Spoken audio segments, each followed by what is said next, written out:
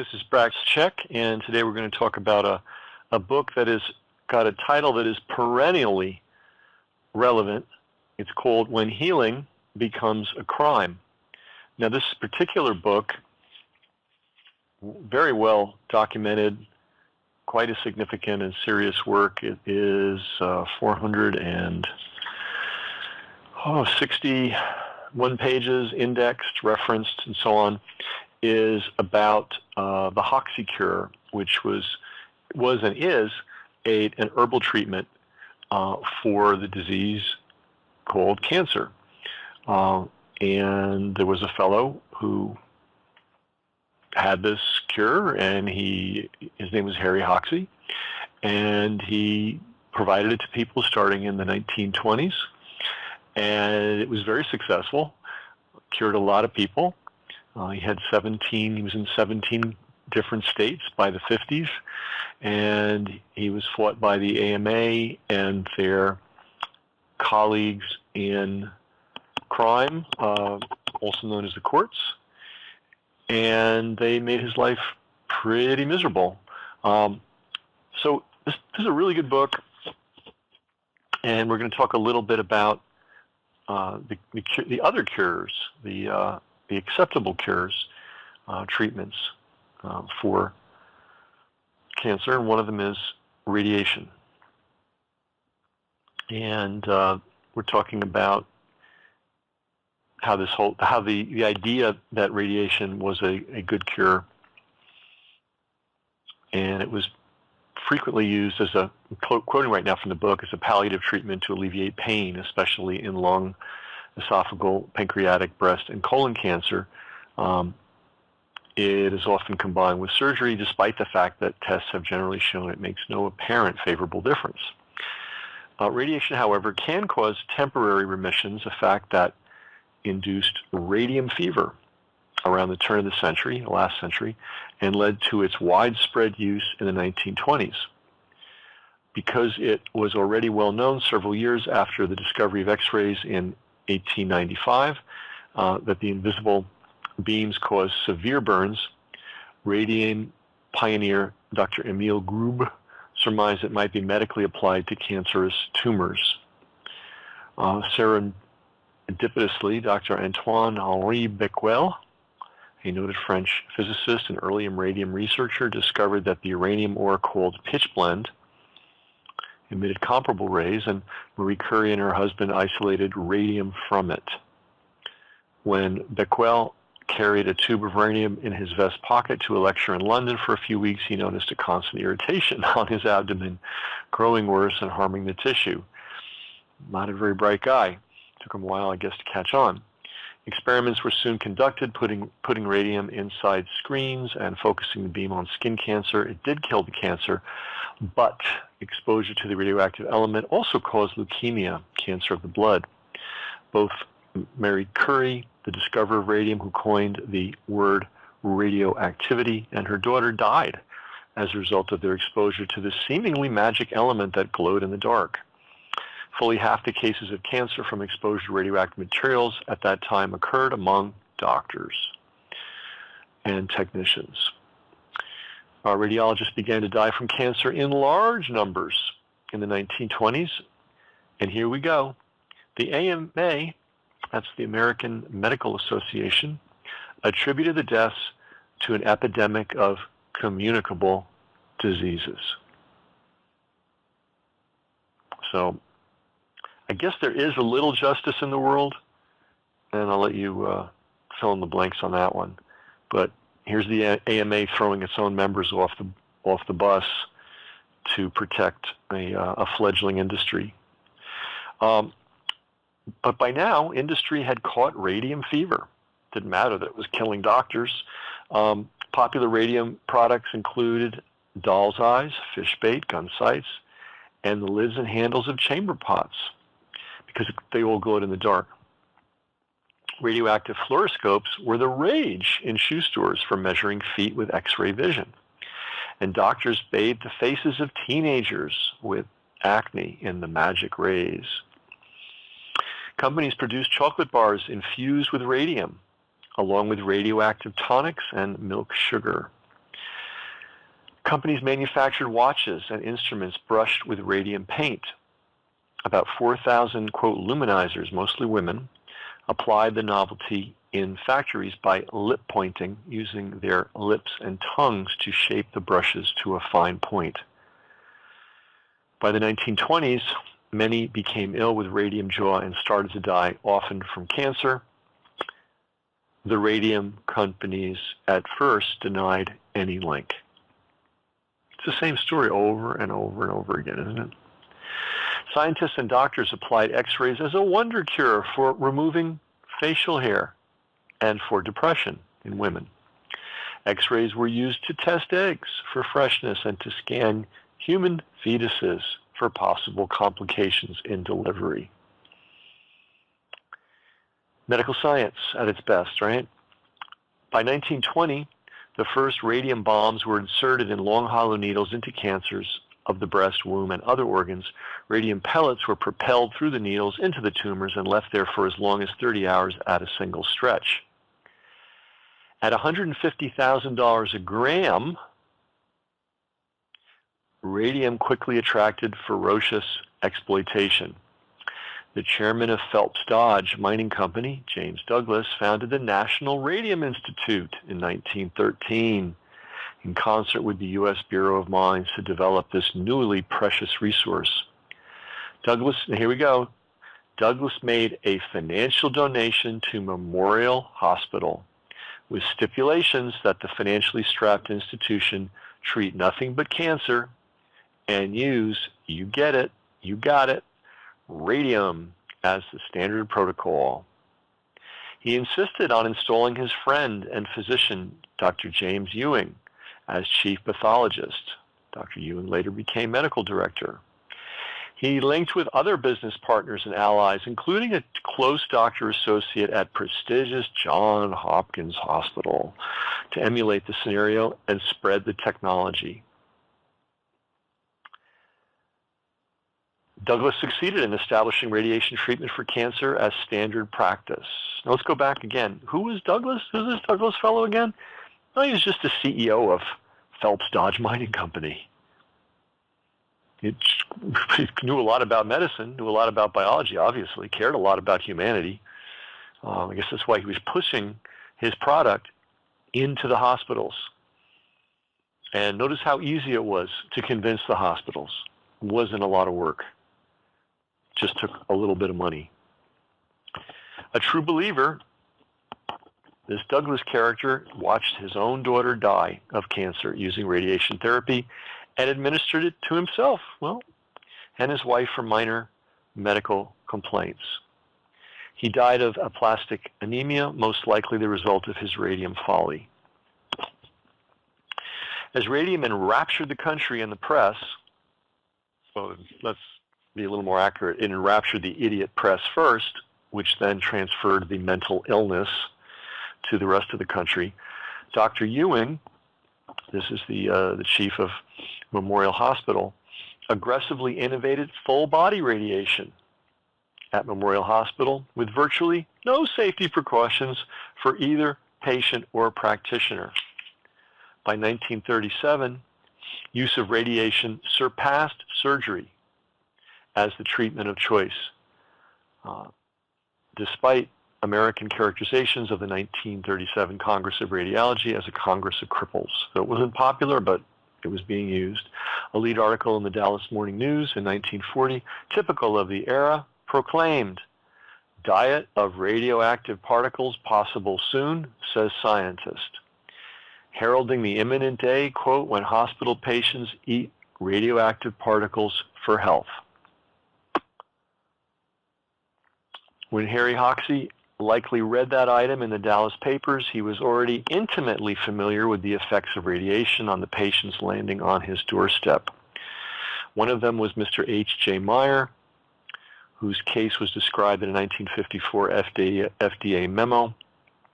Mr. Meyer is a victim of multiple cancer. He had to have, it's pretty grim here. I'm not going to go into that, but stuff had to be removed by the Mayo Clinic. He was given all the X-ray therapy that Dr. Ernst thought he could survive. He was nauseated constantly. lost considerable weight, which may have been due to the X-ray therapy. There's another lady, another person, Mrs. Ludi Johnson. They planted radium in her to stop hemorrhaging. That stopped it, but then it came back, so they did it again. And they used some X-ray treatments. They burned her, and then she, found her way to the Hoxsey Clinic. By the 1930s, the indiscriminate spree of irradiation was yielding a dark harvest of harm. It was already known by some scientists that even at low levels, radiation caused cancer, and the ensuing debate engendered a sharp polarization of opinion within the medical profession, exemplified by the words of one prominent critic, Dr. Leonard Hill, a renowned British physiologist. The world would, I think, be little worse off if all the radium in the country, now buried in deep holes for security in bombings, were to remain there. In other words, let's get rid of this stuff. For years, skeptics denied that X-rays were capable of causing cancer. Sound familiar? Skeptics deny there's anything wrong with GMOs. Skeptics deny there's anything wrong with glyphosate. Skeptics deny there's anything wrong with vaccines. Many of these people are paid skeptics. Many of them are just useful idiots. And these are the same people who 50, 60 years ago would have been telling you that get all the X-rays you want, they're safe. In fact, there probably are still idiots around like that. There are probably medical doctors around who spout that idiocy. By 1946, a New England Journal of Medicine study found that radiologists died of leukemia 8 times more frequently than other physicians. Studies published in the 1970s showed that children given X-rays for ringworm, a scalp disease, developed 6 times as many cancers as non-irradiated children. So in the 70s, which wasn't that long ago, these idiot doctors were X-raying kids to kill ringworm. But in 1945, destiny held other designs. The horror of the dropping of the atomic bombs on Hiroshima and Nagasaki created a massive public relations problem for atomic energy, I would say. The result was a spirited campaign by the military to give radiation a positive image as our friend the atom. And they presently donned a benign medical face. By the way, if you look at the structure of the CDC and the people that run it, there's some military people running the CDC. That's a whole other kettle of fish. But as a country that loves to invade other countries, our military feels it has the need to vaccinate the invading troops when they land in places like Afghanistan or Iraq, and as they do operations in Africa and all over the place. So they really want that vaccine machine to be working and pumping because they need them for their military operations. And probably the same reason they need gasoline. They like to see the petrochemical industry pumping on all cylinders. It still is the easiest way to invade a country, using gasoline-powered vehicles. And if you demolish those industries, suddenly it's not so easy to invade other countries. But just a thought. So anyway, the military got involved in a positive campaign for radiation. And here we go. The AMA claimed in 1947, medically applied atomic science has already saved more lives than were lost in the explosions at Hiroshima and Nagasaki. PR wasn't very sophisticated back then, I don't think. That was their best effort, but they were trying. The chairman of the Atomic Energy Commission was also a trustee of Memorial Sloan Kettering Hospital. And by the way, I referred to Memorial several times. That was its original name. The preeminent cancer hospital in the United States was funded by the chairman of Phelps Dodge Mining Corporation so that he could sell more radium. Anyway, the chairman of the Atomic Energy Commission was also a trustee of the Memorial Sloan Kettering Hospital, and he promoted an aggressive strategy to hype the virtues and hide the perils of nuclear energy. So here we are back at vaccines again. Somebody clearly wants to promote the virtues and hide the perils of vaccines.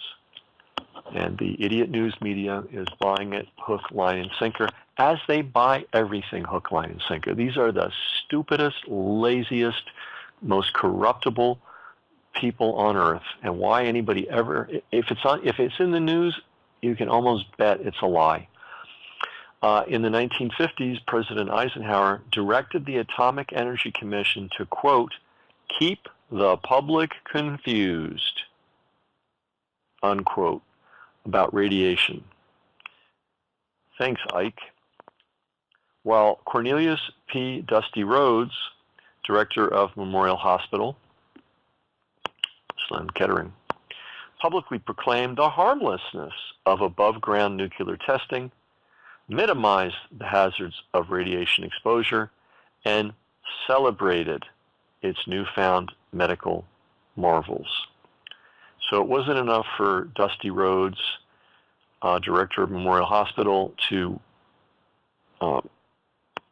use radiation willy-nilly on everybody, all and everyone. He also had to talk about how safe the above-ground testing was. And yeah. The subsequent cover-up of the dangers of radiation by government and military officials has been well documented decades after the fact. The medical cover-up has taken longer to leak out. So we're learning about the medical cover-up right now. For most of its short life, nuclear medicine has been considered by the medical mainstream as harmless at worst. The same negative information withheld from the public was also, to some degree, cloaked from the profession, which was often ignorant, though sometimes willfully so, of the data on the harmful health impacts of radiation.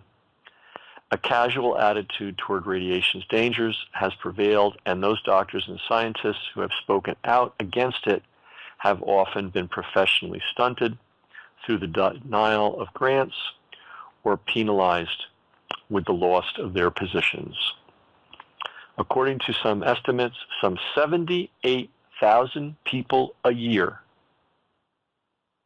get cancer from medical and dental x-rays. Just one generation, the number of cancer caused this way is estimated around 2.3 million. John Goffman, MD, Professor Emeritus of Molecular and Cell Biology at the University of California, who worked on the atomic bomb and at the Atomic Energy Commission, concluded in his 1995 book, Preventing Breast Cancer, that, quote, our estimate is that about 3/4 of the current annual incidence of breast cancer in the United States is being caused by early ionizing radiation, primarily from medical sources. So 3/4. One Canadian study found a 52% increase in breast cancer mortality in young women given annual mammograms, a procedure whose stated purpose is to prevent cancer.